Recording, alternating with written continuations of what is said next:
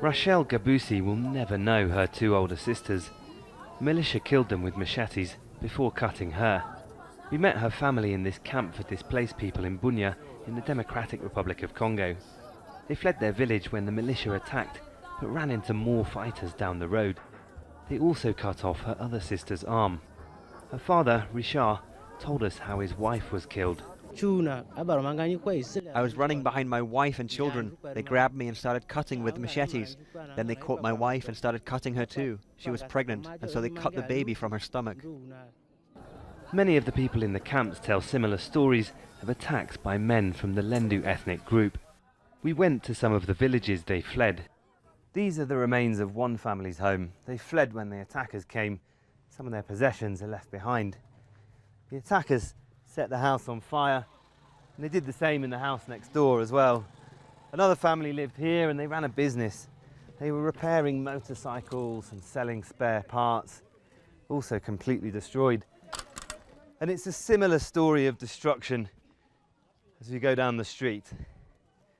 Many of the homes on this side belong to people from the Hema ethnic group. They weren't the only targets. Just across the road, homes and businesses belonging to ethnic Lendus were destroyed as well. There's been conflict between the two ethnic groups in the past. In the 1990s and 2000s, Uganda and Rwanda fought the Congolese government for control of eastern Congo. In Ituri, Hema and Lendu militias were their proxies. Tens of thousands of civilians were killed. But now, Lokana Safari told us there is no conflict between the two groups. He's a Lendu who says he hid his Hema neighbours here in his house when the militia attacked.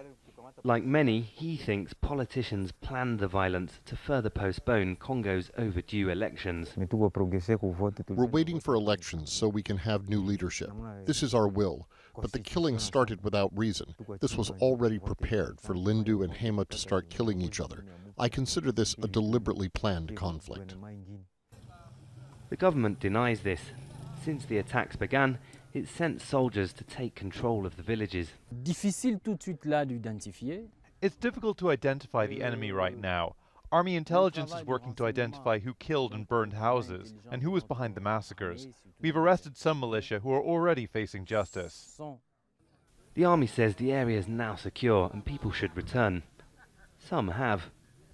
Many more have not, because they still don't feel safe or because they've nothing left to return to.